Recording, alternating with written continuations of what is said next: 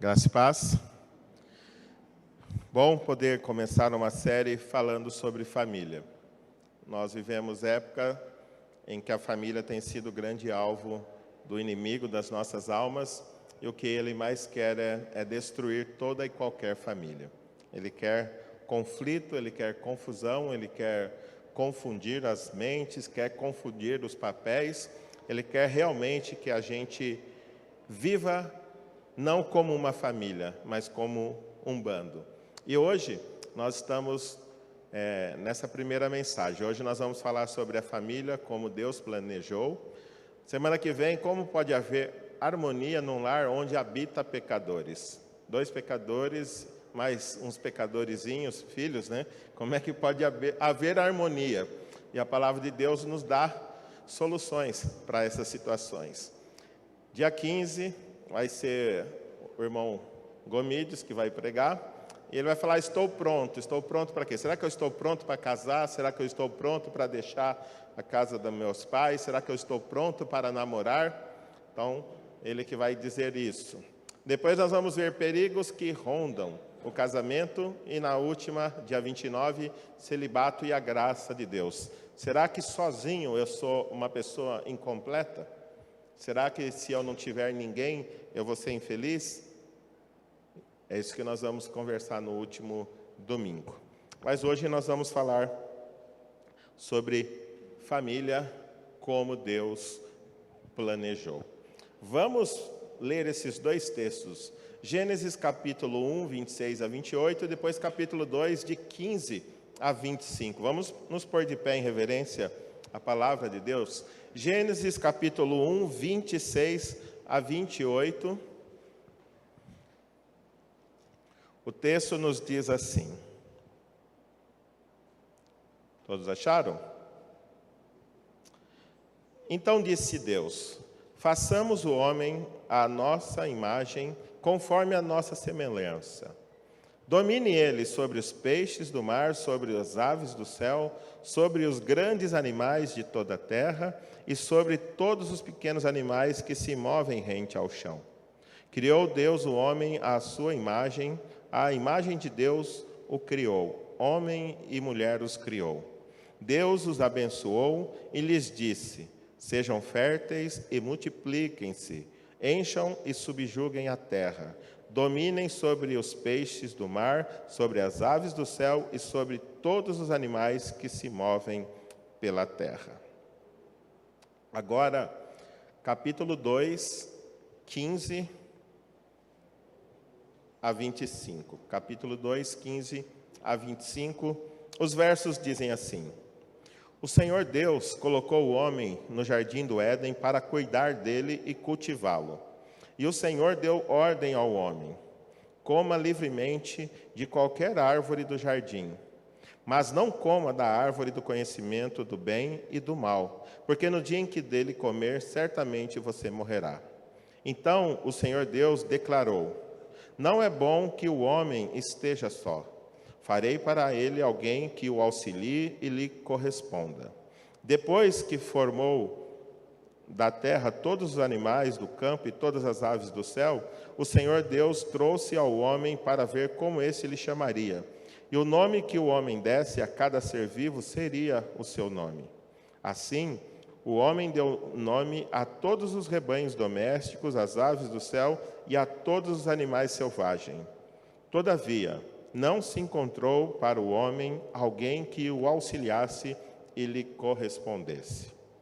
Então o Senhor Deus fez o homem cair em profundo sono, e enquanto esse dormia, tirou-lhe uma das costelas, fechando o lugar com carne. Com a costela que havia tirado do homem, o Senhor Deus fez uma mulher e a levou até ele. Disse então o homem: esta sim é osso dos meus ossos e carne da minha carne. Ela será chamada mulher, porque do homem foi tirada. Por essa razão, o homem deixará pai e mãe e se unirá à sua mulher, e eles se tornarão uma só carne. O homem e a mulher viviam nus e não sentiam vergonha. Oremos. Pai, Quero pedir que nessa noite, mediante a atuação do teu Santo Espírito, o Senhor opere em nosso meio. Sonde nossas mentes, nossos corações, derrube e quebre toda e qualquer barreira, todo e qualquer preconceito contra a família, contra casamento, de maneira que nós possamos entender que essa é uma criação do Senhor e cabe a nós, debaixo da Tua graça, constituir as nossas famílias para a glória do Teu nome. Ajuda-nos a olhar para esse texto e ver os propósitos pelos quais o Senhor criou o homem e também os propósitos pelos quais o Senhor criou a família. Mostra-nos para nós que casar é uma bênção, debaixo da Tua graça. E em nome de Jesus eu oro, Pai. Amém. Podemos assentar. A família como Deus planejou. Qual é o contexto de Gênesis? A gente tem que entender que Deus, quando pediu para que Moisés escrever esse texto, havia um contexto todo especial. O povo de Deus havia ficado 430 anos ali no Egito. Depois de um longo período de escravidão, de muito sofrimento, Deus veio em direção ao seu povo e falou que faria dele uma grande nação. Então tirou o povo do Egito e o povo partiu em direção à terra prometida. Mas, por causa da rebeldia desse povo, Deus não permitiu que aquela geração que havia saído ali do Egito, adentrasse a terra prometida. O que aconteceu?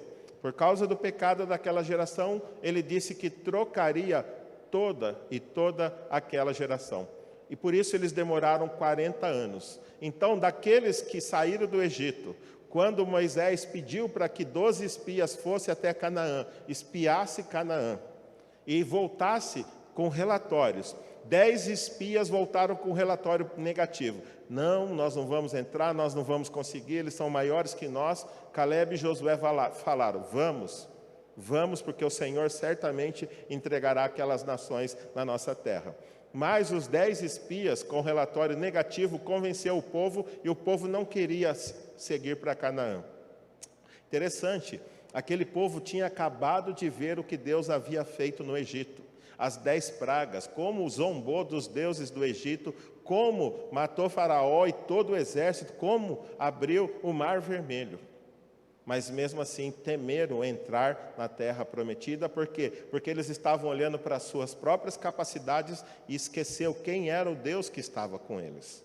Então, por isso, Deus não permitiu que aquele povo entrasse. Então, 40 anos rodando o deserto, até que toda aquela geração de 20 anos para cima fosse trocado.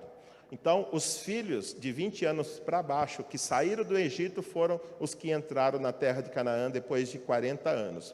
Mas o livro de Gênesis, Êxodo, Levítico, Números e Deuteronômio, Moisés está contando toda essa saga, mas também mostrando para aquela nação quem são eles, da onde eles vieram, quem é o seu Deus, quem é o Criador, quem é que planejou a família. Então Moisés tinha essa tarefa quando escreveu Gênesis, e Gênesis é o livro das origens, o livro dos começos. Como começou o universo, como começou a terra, como começou os animais, como começou o homem, como começou a família, como começou a nação de Israel, como foi os patriarcas, o pecado, tudo mostrado aqui em Gênesis. E como não poderia deixar de ser, Moisés também mostrou para a nação de Israel que estava saindo a origem da família. Qual era o padrão que aquele povo que estava pronto para se tornar uma nação devia seguir. Então a gente viu Moisés estava preparando esse povo, Moisés deu um relato e veja o que ele diz lá em Deuteronômio.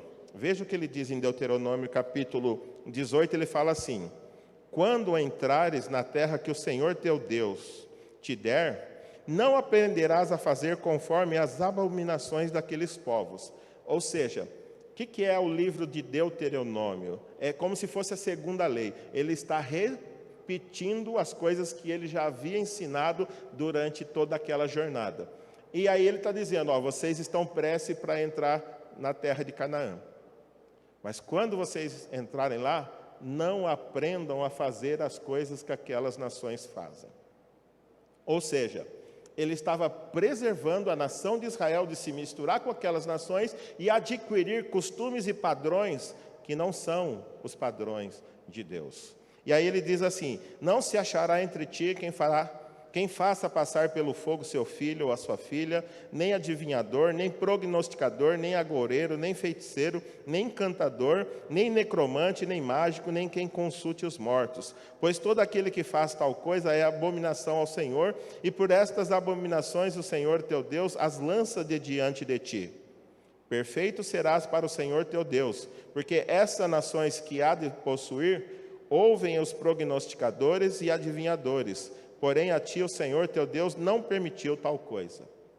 Então, Moisés mostra para a nação de Israel, aqui no capítulo 1, 2 e 3, a origem do homem e a origem da família. Por quê? Porque quando eles adentrassem na terra prometida e vissem costumes muito estranhos, eles não deveriam seguir. Eles deveriam seguir o padrão que Deus havia estabelecido e deixado registrado para eles. Então, dentro do relato da criação, ele também relata como ele criou o homem e a mulher, e ele também relata como ele criou a família e como ele deseja que a família se relacione. Portanto, a gente seguindo esse relato, a gente vai entender que Deus criou o homem com 3 objetivos principais. Gênesis 1, de 26 a 28, a gente vai entender que Deus criou o homem com esses 3 objetivos principais. Primeiro, o homem foi criado para refletir a imagem e a semelhança de Deus. Segundo, para ter domínio sobre todas as coisas, representar o reino de Deus. E terceiro, para multiplicar ou reproduzir a imagem de Deus. Como a gente pode ver aqui, imagem e semelhança não quer dizer na aparência física, mas quando ele está falando que Deus criou o homem à sua imagem, à sua semelhança, em relação à sua capacidade espiritual, à sua capacidade intelectual e moral, em contraste com os animais que não têm essa condição que os homens têm. Deus criou cada um de nós com a capacidade de tomar decisões morais, fazer escolhas corretas, ter relacionamento com Ele, coisa que os animais não têm. Então, quando ele diz que nos criou a sua imagem e semelhança, criou-nos diferente dos animais, mas portando algumas características da personalidade de Deus. E quando ele diz refletir a sua imagem, para isso que Deus nos criou. De maneira que quando as nações que Israel ia entrar, eles seriam o representante de Deus diante daquelas nações e deveriam mostrar para as nações como que devemos nos relacionar com Deus. Então, quando Deus criou o homem, ele tinha um propósito, que ele fosse refletido através da sua própria criação. Também o desejo dele é que o homem reproduzissem a imagem de Deus. Quando ele diz assim, vocês vão encher e multiplicar e encher toda a terra. Então ele está pedindo, homem, o seu papel é o que a gente está vendo aqui. Se Adão e Eva não tivessem obedecido, nós não estaríamos aqui como fruto da obediência de uma ordem que Deus mandou, que era reproduzir a imagem dele através da procriação. Algumas pessoas acreditam que o pecado de Adão e Eva foi o sexo. Não podia ser o sexo, porque o sexo foi uma bênção que Deus deu para o casal. E Deus mesmo havia dito, vocês têm que encher e se multiplicar. E nós não sabemos uma outra forma de homens e mulheres multiplicar, a não ser mediante a relação sexual. Mas nós sabemos que Deus queria que isso fosse dentro dos parâmetros que agradassem a Ele e que fosse bom para a mulher e bom para o homem. Dessa forma, Deus pediu para que o homem multiplicasse e enchesse a terra, reproduzindo então a sua imagem. E também representar o reino de Deus. Como é que o reino de Deus está representado aqui pelo homem? Como é que o domínio de Deus? O próprio Deus, ele diz assim, que o homem deveria dominar sobre os animais, sobre toda a criação. Então, como é que o homem poderia representar Deus? Através do domínio. Através do domínio. Ele pode dominar sobre os peixes, sobre os grandes mares, sobre todas as coisas que estão na terra. Deus deu permissão para que o homem fosse o regente dele aqui na terra. Então, dessa forma, quando Deus criou o homem, ele tinha esses 3 objetivos: refletir a imagem dele para as nações, também reproduzir a imagem dele e representar ele como reinante, como regente dele aqui na terra. Mas esse mesmo texto que Deus está mostrando, a gente consegue perceber que Deus criou o casamento também com 3 objetivos principais. Nós podemos olhar para esse texto e ver esses 3 objetivos principais. Primeiro, a gente começa a ver que Deus criou o casamento para quê? Para refletir a imagem de Deus. Quem é Deus? Um único Deus que subsiste em 3 pessoas diferentes e distintas. Então, seria unidade na diversidade. E quando Deus criou o homem, ou melhor, o casamento, ele queria que acontecesse a mesma coisa. Um casal, 2 pessoas, mas uma unidade, uma só carne. É como a gente pode ver ali no verso 24, que ele diz assim: por essa razão, o homem deixará pai e mãe e se unirá à sua mulher, e eles se tornarão uma só carne. Então, uma das expressões do casamento é a representação de Deus, a sua imagem, a sua semelhança, na unidade, na diversidade. Ou seja, homem e mulher são diferentes, mas ao mesmo tempo, Deus deseja que eles sejam uma só carne, uma só estrutura. O homem e a mulher, quando se casam, eles se unem, como se eles fossem cimentados, a palavra está dizendo. Ou seja, é indissolúvel, não tem mais como eles separar, não tem mais como eles voltarem atrás e ser diferentes. Assim como a Trindade não pode ser desfeita, o casamento também, planejado por Deus, não pode ser desfeito. O outro propósito do casamento era reproduzir a imagem de Deus. De que forma que nós, casais, podemos reproduzir hoje, no mundo caído, a imagem de Deus? Discipulando os nossos filhos, ensinando para os nossos filhos quem é Deus. Cabe aos pais levar os filhos ao conhecimento da palavra de Deus. A grande dificuldade que a nossa vida espiritual, como cristãos, se resume às vezes a domingo à noite. Passamos segunda, terça, quarta, quinta, sexta, sábado e domingo de manhã sem ter contato com a palavra de Deus. E por fim, os nossos filhos acabam tendo o mesmo contato que nós temos quando os trazemos domingo à noite. Mas o que Deus espera é que a gente reproduza em nossos filhos a imagem de Deus quando discipulamos eles e falamos do amor de Deus e do plano de Deus para a humanidade, a fim de que os nossos filhos também, assim como a nação de Israel foi enviada, os nossos filhos também sejam enviados para o mundo para representar e reproduzir essa imagem de Deus. E o terceiro objetivo é representar o reino de Deus. Lembra por que a mulher foi criada? E aqui é que há uma grande dificuldade, porque quando a gente passa 3.500 anos de quando o texto foi escrito, e a palavra que foi escrita lá é uma palavra muito bela, muito importante e muito significativa. Hoje, 3.500 anos depois, a gente olha para a palavra que está lá e a gente olha ela com um sentido pejorativo. As mulheres olham para si como ajudadora e elas não querem ser ajudadora. E o que tem acontecido? Tem havido uma competição ao invés de uma unidade na diversidade para que o plano de Deus pudesse ser completado. Então, quando a gente olha lá para o casal como representantes do reino de Deus, ou seja, Deus deu para o homem o domínio, e a mulher foi criada para auxiliá-lo, de maneira que não é pejorativo, mas é algo muito significativo. Olha, a palavra que foi escrita ali como ajudadora é uma palavra que é usada para Deus. Obrigado.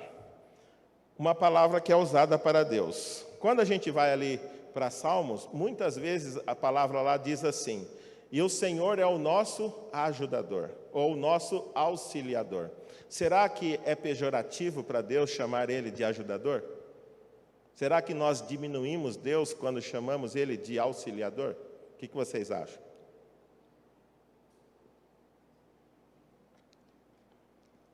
Vocês acham que Deus é diminuído quando Ele é chamado de nosso ajudador? Certamente não. E a palavra que Deus está usando aqui para chamar a mulher é a mesma palavra que é usada para Deus. O Senhor é o meu socorro, o Senhor é o meu auxílio, o Senhor é o meu ajudador. É a mesma palavra. E hoje, quando passamos 3.500 anos e nós vemos que a mulher foi criada como ajudadora, muitas vezes o feminismo que está aí adentrando as igrejas não permite que as mulheres olhem para elas como uma dádiva de Deus para o homem e para o plano que Deus tinha. Mas acreditam que, sendo ajudadora, elas estão sendo desprezadas. Veja bem, você colocaria o vilão, alguém bonitão e forte como eu, para carregar aqueles pianos que valem R$1 milhão? Você colocaria eu? Como não, vilão? Por que não? Porque eu não sou treinado, porque eu não tenho experiência, porque eu não sou capaz de carregar um piano que vale R$1 milhão, que caso eu derrube, o vilão tem que pagar. Então, certamente, eu não sirvo para ser o ajudador do vilão. Mas ele coloca o Baby, coloca o Marcos, coloca as outras pessoas. Por quê? Porque eles são capazes. Agora a pergunta é: Deus colocaria alguém para ajudar um homem numa tarefa tão difícil, sabendo que ela não fosse capaz? O que vocês acham? Certamente não. Então, quando Deus cria a mulher como ajudadora, Ele cria alguém que realmente fosse, a Bíblia diz, uma ajudadora idônea, alguém que fosse capacitada por Ele mesmo para auxiliar o homem. Imagina, a tarefa do homem era fácil?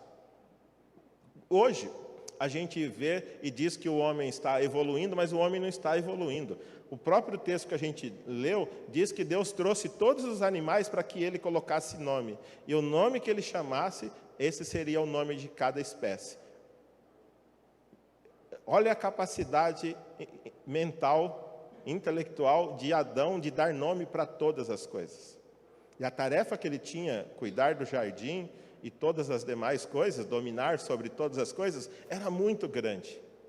Ele precisava de alguém que estivesse ao seu lado, completando ele. Quando a gente olha o verso 27 do capítulo 1, diz assim: criou Deus o homem à sua imagem, a imagem de Deus os criou, homem e mulher os criou. Quem foi criado à imagem e semelhança de Deus não foi só o homem. O homem e a mulher também têm a semelhança e a imagem de Deus. A dignidade de ambos é igual. O homem não é superior, a mulher não é inferior. Ambos têm a imagem. Mas assim como a gente vê na Trindade, o Pai, o Filho e o Espírito, nenhum é mais importante do que o outro. Mas eles têm funções diferentes na administração da salvação que ele trouxe ao homem. A gente viu que Jesus aceitou a função e o papel de se esvaziar e vir à terra para morrer, ser humilhado ali na cruz do Calvário. Mas ele não é menor nem maior do que o Pai, ele não é menor nem maior que o Espírito, ele é igual. mas funções diferentes. O homem e a mulher no casamento, da mesma forma, não são diferentes. Um não é maior do que o outro, mas tem papéis diferentes. E quando o homem entende o papel dele, a mulher entende o papel dele, há harmonia. E ao invés de competir, eles vão se complementar. E vai ser muito bom para ambos, para a família. Será muito bom quando o marido entende, quando a esposa entende, e os dois se rendem ao plano de Deus, e então vivem para fazer aquilo que Deus deseja. Quando a gente olha aqui para o texto do verso 24, eu creio que mais à frente,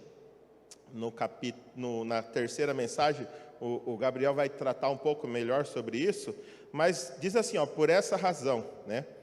Porque a mulher foi tirada do homem, por essa razão, o homem deixará pai e mãe.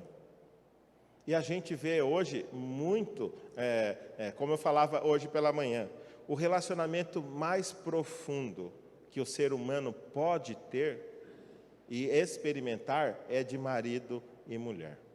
Qualquer outro relacionamento humano não chega aos pés da profundidade, tanto física quanto espiritual, emocional, que um casamento proporciona.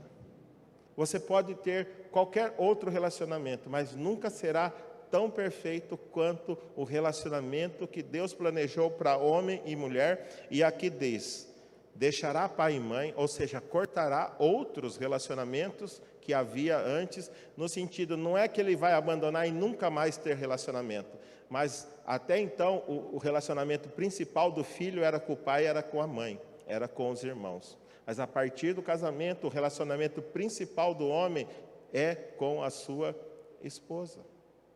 Não pode haver interferência de mais nenhuma outra pessoa no relacionamento do marido e da esposa, porque assim Deus disse, os dois serão uma só carne. A terceira pessoa sempre é pecaminosa. Sempre que há interferência, estão saindo do propósito de Deus. E diz assim, deixará pai e mãe, unir-se-á a sua esposa, e eles se tornarão uma só carne. Veja só a profundidade de como Deus vê o relacionamento conjugal, como Ele vê o casamento. Ele olha para o casal, ele não vê duas pessoas, ele vê uma só carne. Por isso, quando ele fez a criação, ele criou todas as coisas, criou o homem. E a única vez que ele olhou para aquilo que ele tinha criado e disse, não é bom, foi quando ele olhou para o homem e o homem estava só. Como é que Deus solucionou o problema da solidão do homem? Criando a mulher. Depois que ele criou a mulher, o refrão anterior era sempre, e viu Deus que era bom. Criou os astros, era bom, criou a lua, criou a terra, criou o sol, criou os peixes, foi criando e ele dizia, e era bom, e era bom, e era bom. Mas quando ele olha para o homem sozinho, ele diz, não é bom que o homem esteja só. Mas quando ele cria a mulher, e traz a mulher para o homem, e dá as instruções para o homem, então a criação estava completa, e foi a única vez que ele disse, e viu que tudo era, não bom, mas era muito bom, muito bom. Com a conclusão do casamento, Deus viu que a sua criação era muito, muito, muito boa. Ok. Quando a gente olha para esse ideal que a gente vê na Bíblia, e a gente olha para os casais que a gente vê hoje, a gente diz, esses casais não estão vivendo isso que foi descrito aqui. Essa unidade, essa alegria, esse companheirismo. Por que vocês acham que isso não tem acontecido? Hã? E por que tem competitividade se Deus criou para ser unidos? Porque a gente parou no capítulo 2. Infelizmente tem o capítulo 3. E no capítulo 3 é a tragédia da humanidade. Quando o homem deixa de obedecer a Deus e passa a fazer aquilo que agrada aos seus olhos, aquilo que agrada ao seu coração, aquilo que satisfaz a sua carne, então vem toda a infelicidade que a gente tem visto em nossos dias. Quando a gente muda a página, logo no começo da criação, vira a página 3, diz que Adão e Eva desobedeceram a Deus, e por causa de Adão e Eva ter desobedecido a Deus, a morte começa a fazer parte. Mas morte em todos os sentidos. Eles romperam o relacionamento deles principal, que era com Deus. Depois já começou. Adão, o que você fez? Foi a mulher que o Senhor me deu. Eva, o que você fez? Foi a serpente. Ali a harmonia havia acabado. Aquele propósito primeiro para o casamento tinha sido lançado ao chão por causa de más escolhas que o homem e a mulher fizeram contrária à vontade de Deus. Portanto, quando a gente olha para o capítulo 3, a gente vai ver que, infelizmente, a queda trouxe dois extremos malignos e esse ideal de Deus, esse ideal de Deus para o casamento. Quais são os dois extremos? O primeiro extremo, de um lado, o machismo distorcendo o papel do homem de líder e provedor da casa. O homem, infelizmente, da nossa época, ele tem se banalizado e, como dizia um professor, bananizado. Ele tem se tornado um banana. Ele não faz mais nada, não cuida dos filhos, não cuida da esposa, não trabalha, não faz mais nada. Ele tem se tornado um banana. Ele não entende o seu papel de liderar a esposa e liderar os filhos e de ser o provedor do lar. E do outro lado tem surgido qual é o outro extremo? O feminismo, distorcendo o papel da mulher de ajudadora e mãe. Que triste ver hoje muitas mulheres que não querem ser mães. Os filhos atrapalham o meu plano. E o plano de Deus para a sua vida fica onde? Você tem o seu plano, mas o seu plano de não ter filho está dentro do plano de Deus? E se a sua mãe tivesse pensado assim, onde você estaria hoje?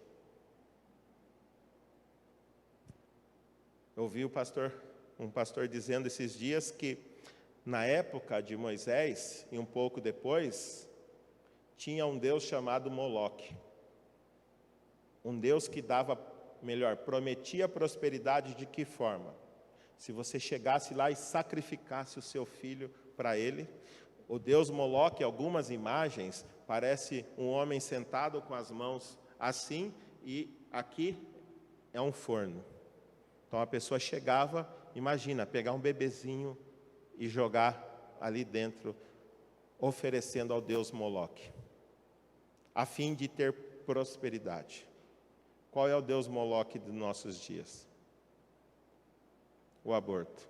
Porque muitas mães acreditam que o filho pode impedir a prosperidade. Eu tenho planos, eu tenho sonhos, eu tenho que estudar, eu tenho que trabalhar, eu tenho que fazer isso. Vai impedir o meu avanço, vai impedir o meu progresso.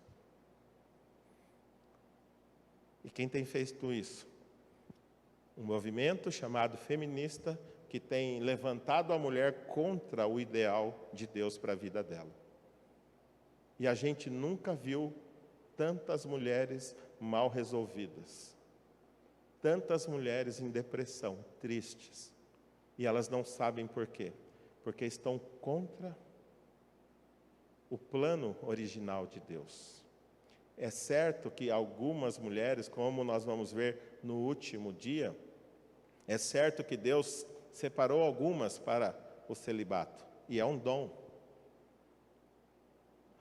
E quando o desejo de não casar é um dom para que você sirva melhor a Deus, nós não podemos falar nada porque é a vontade de Deus.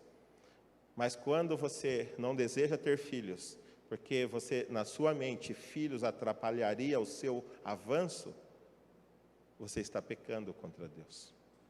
Porque o plano de Deus é que você case e multiplique. exceto se o próprio Deus impeça você de ter filhos, exceto se o próprio Deus impeça você de casar. Mas caso você tem todas as condições e escolhe não fazê-lo, você está contra aquilo que Deus determinou para a sua vida.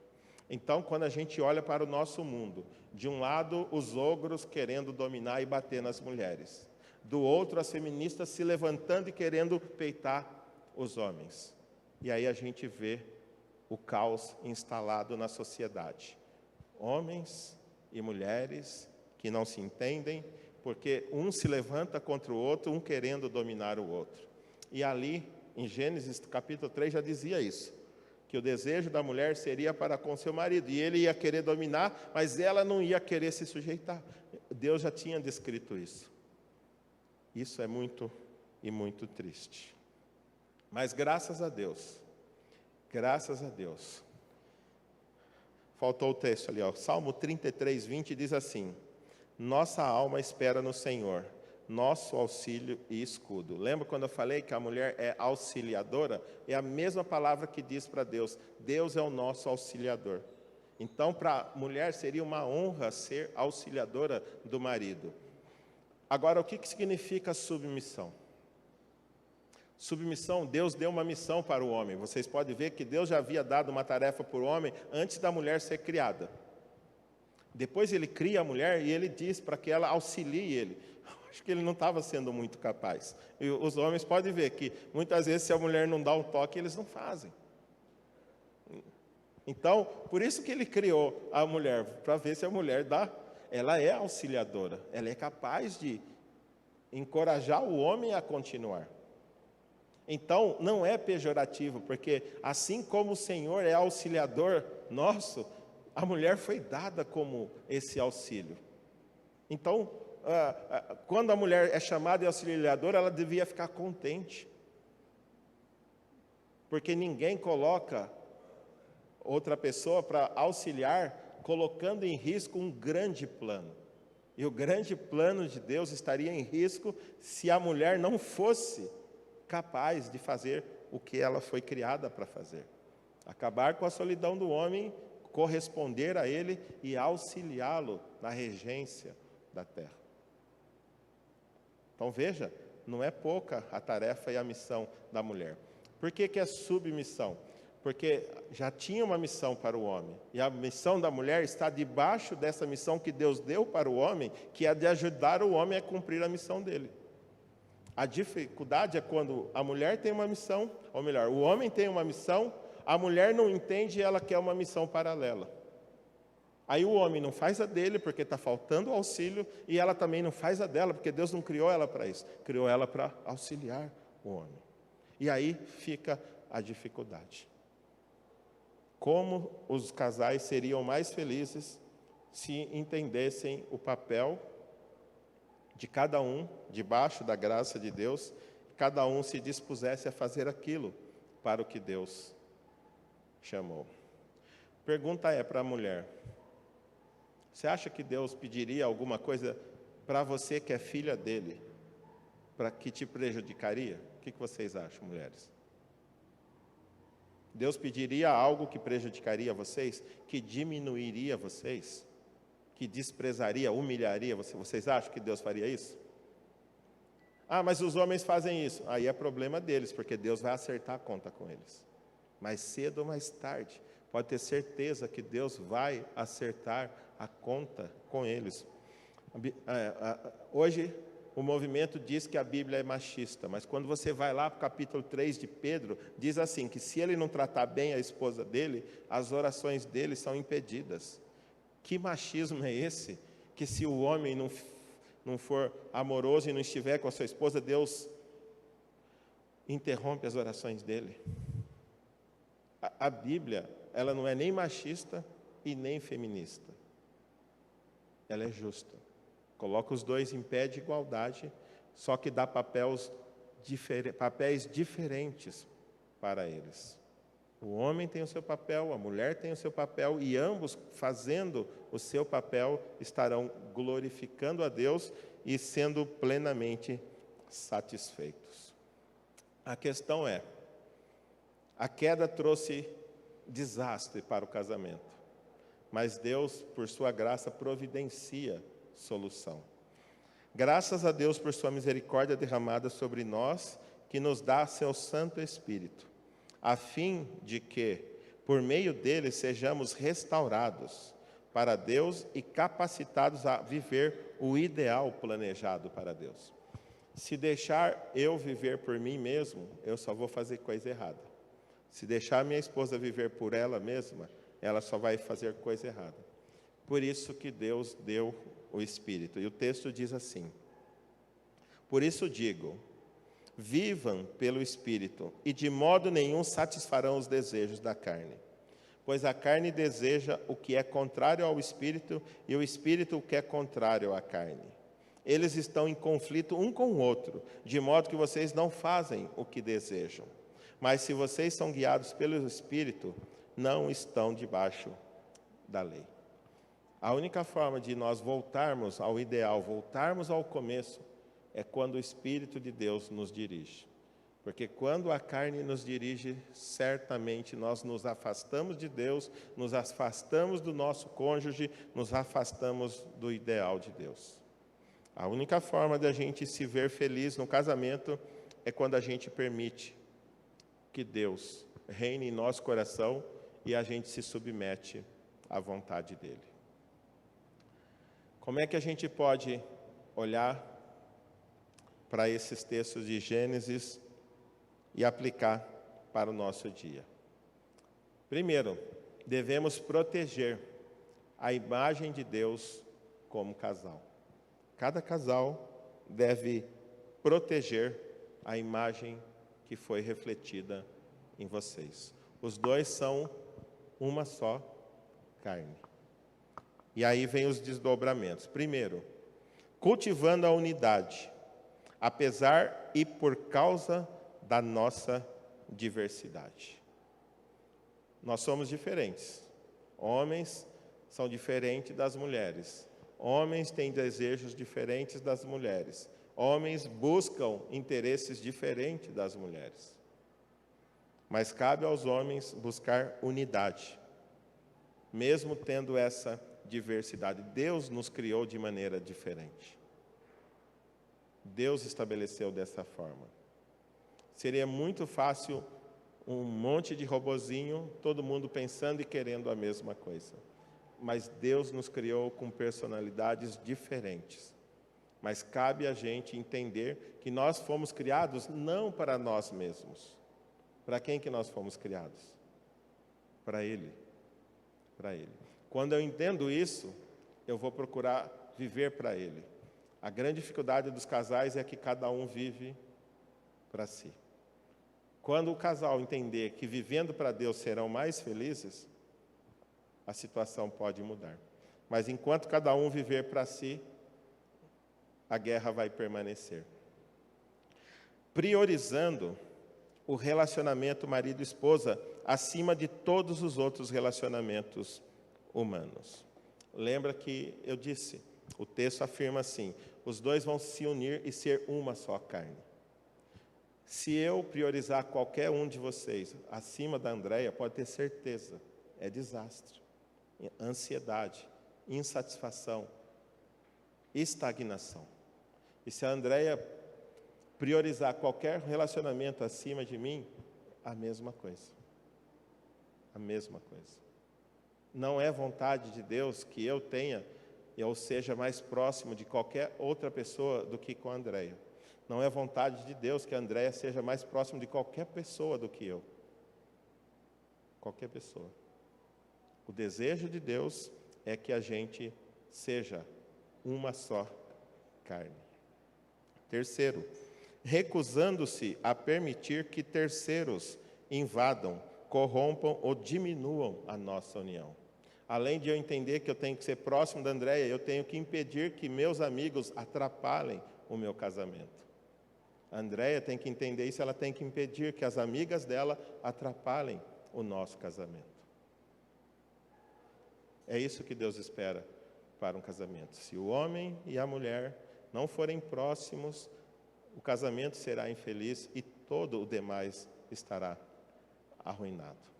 Deus deseja que os dois sejam uma só carne. Fazendo do relacionamento marido e esposa a base para outros relacionamentos familiares.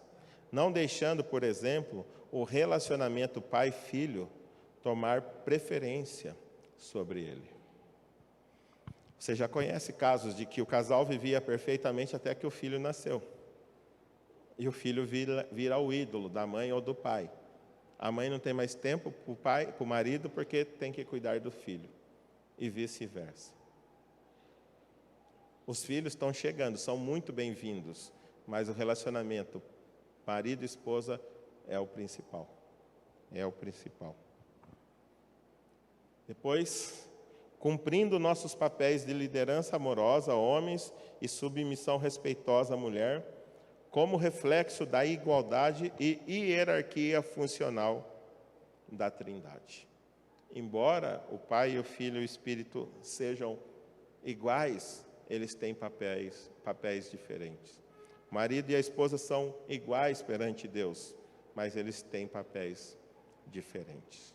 Então, devemos proteger a imagem de Deus como casal.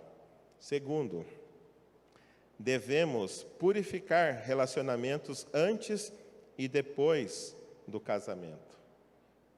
Como a gente vê ali em Hebreus, reconhecendo que Deus abençoa a relação conjugal, mas condena o adultério e a fornicação.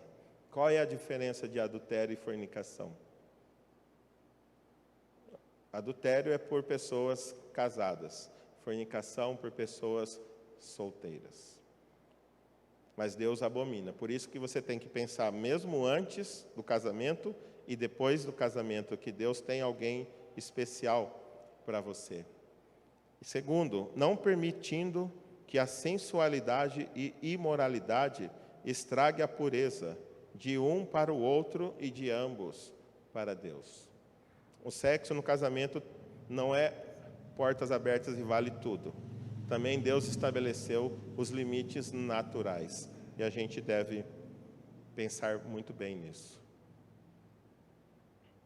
E terceiro, devemos propagar essa imagem na criação dos filhos para a glória de Deus. Para que a gente cria os nossos filhos? Muitos criam os filhos para si mesmos. E os filhos vão ficando com uma idade avançada, mas o medo do pai é que o filho arrume uma namorada e case. Não. Arrume filho, mande um para a China, manda outro para a África, manda outro para a Líbia, manda eles espalhar a glória de Deus por onde quer que eles andem. De vez em quando você vai lá passear, mas crie os seus filhos para refletir a glória de Deus onde quer que eles andem. Aonde quer que eles andem. Lembra? Por isso, o homem deixará pai e mãe. É o natural. É o natural que deixe pai e mãe. Terceira mensagem vai ser sobre isso. Quando é que eu estou pronto? Porque hoje a gente tem visto uma geração de 40 anos, 30, 40 anos, jogando videogame na casa do papai. Nada contra o videogame, mas tudo contra uma pessoa que está com 30 e 40 anos mamando lá na casa do papai. Pior que a pessoa que vai falar está lá fazendo a mesma coisa, mamando na casa do papai. Gente, é o curso natural. É o curso natural da vida. Deixe pai e mãe e siga a vida. Siga a vida. Então essa é a família como Deus planejou. Um homem, uma mulher, os dois unidos, refletindo a imagem de Deus, unidade na diversidade, protegendo a imagem de Deus, reproduzindo a imagem de Deus e refletindo a imagem de Deus através do domínio sobre todas as coisas que Deus criou e o colocou para ser o seu representante. É assim que você olha para o casamento dos seus pais? É assim que você pensa no seu futuro casamento? É assim que você olha para o seu casamento hoje? Certamente, se não for assim, você será muito mais feliz se passar a olhar para o seu casamento dessa forma. Passar a valorizar o relacionamento com a sua esposa acima de qualquer outro relacionamento. E do seu marido acima de qualquer outro relacionamento. Em São Paulo eu tive que conversar com alguns homens, com 3 homens, que eles saíam sexta-feira do trabalho e chegavam em casa só sábado à noite ou domingo de manhã. Mas eles não estavam na gandaia, não estavam fazendo coisa, entre aspas, errada. Eles tinham 40 anos. Mas sabe o que eles estavam fazendo? Jogando videogame.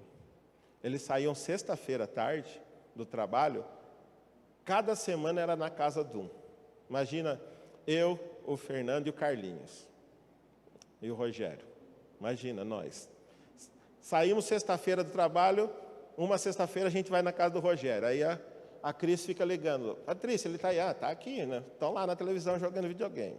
Na outra semana vocês estão em casa. Aí liga para o André. E aí, André? Não, estão lá jogando videogame. Meu, imagina, sair sexta-noite e voltar para casa só sábado à noite, de madrugada ou domingo. Passar um dia, mais de 24 horas jogando videogame. Ah, mas na casa dos irmãos. Eu entendo que é na casa dos irmãos. Mas mesmo assim, não está correto. Tudo tem limite. Tudo tem que ser com equilíbrio. Portanto, eu creio que hoje, diante da ceia do Senhor, nós temos que parar e pensar como tem sido a nossa vida. Quais têm sido os princípios que a gente tem defendido como casal, ou como solteiro, ou como pais, como filhos, como amigos. Como a gente tem visto o casamento. Como eu tenho tratado o meu casamento. Como você tem olhado para o meu casamento e como você tem tratado e me ajudado no meu casamento ou respeitado o meu casamento.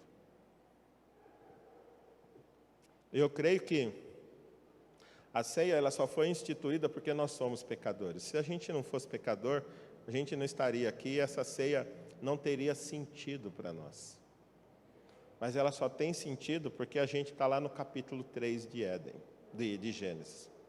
Nós escolhemos, muitas vezes, fazer coisas que não estão de acordo com a vontade de Deus. E porque muitas vezes nós escolhemos fazer coisas que não estão de acordo com a vontade de Deus, o nosso Salvador teve que vir e pagar o preço dos nossos pecados.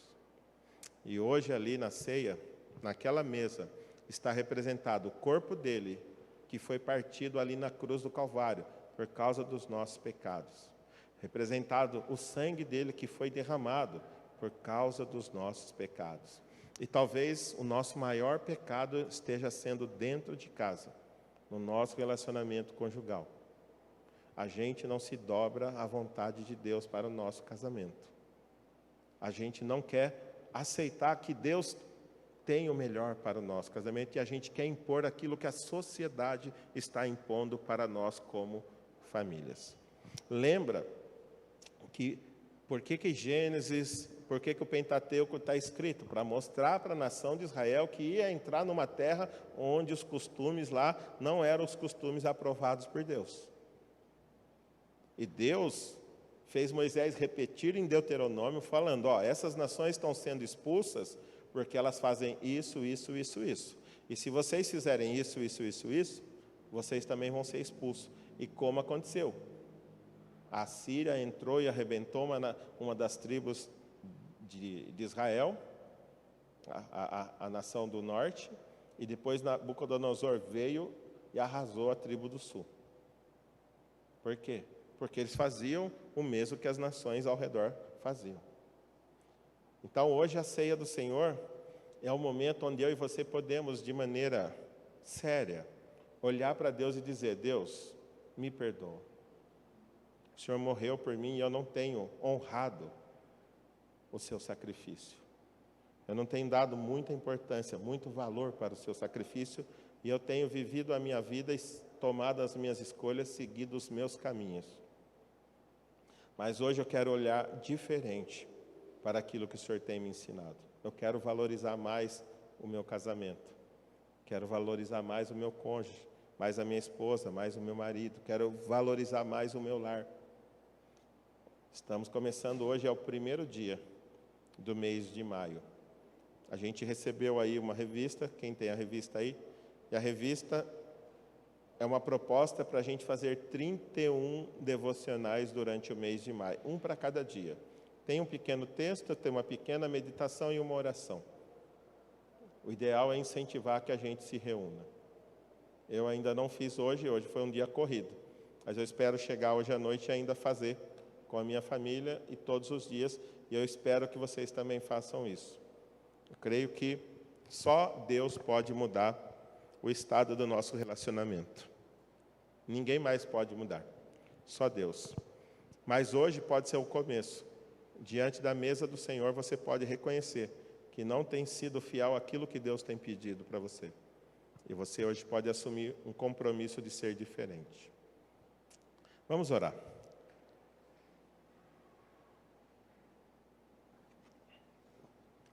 Pai,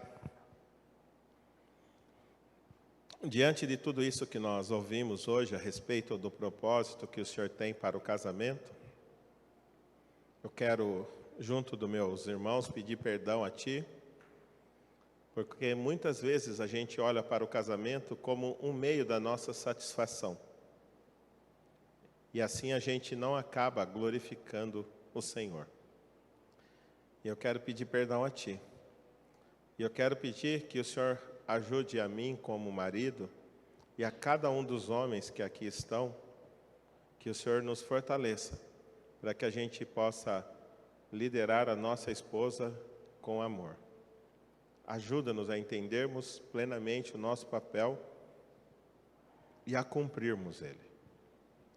Quero também pedir pela minha esposa e por cada esposa aqui nesse local, que o Senhor também perdoe os pecados delas, de maneira que elas possam, diante de Ti, reconhecer onde estão falhando e assim se colocar diante de Ti para serem usadas pelo Senhor como ajudadoras dos seus maridos, a fim de que a missão que o Senhor tem para o marido e para a família se cumpra plenamente. Quero pedir para os jovens, nós temos vários jovens, Pai, solteiros aqui. E certamente alguns deles o Senhor já tem a pessoa preparada. Quebra nessa noite, Pai, qualquer preconceito que impeça esses jovens de se entregarem a um casamento. Eu sei, Pai querido, que muitas vezes o orgulho impede porque procuram uma pessoa perfeita. Engraçado, pessoas imperfeitas, pecadoras, procurando pessoas perfeitas. Tem misericórdia, Pai. Tem misericórdia. Tem misericórdia. Ajuda-nos, Pai querido, a sermos curados nos nossos traumas. Ajuda-nos a sermos tratados pelo Teu Espírito, nos nossos medos, nas nossas crises, para que a gente possa enfrentar o casamento da forma como o Senhor deseja. Não é um mar de rosa, mas é bênção, porque foi o Senhor quem criou. E é bênção principalmente quando andamos de acordo com a Tua vontade. Ajuda-nos a entender e a andar na Tua vontade. Em nome de Jesus, Pai. Amém.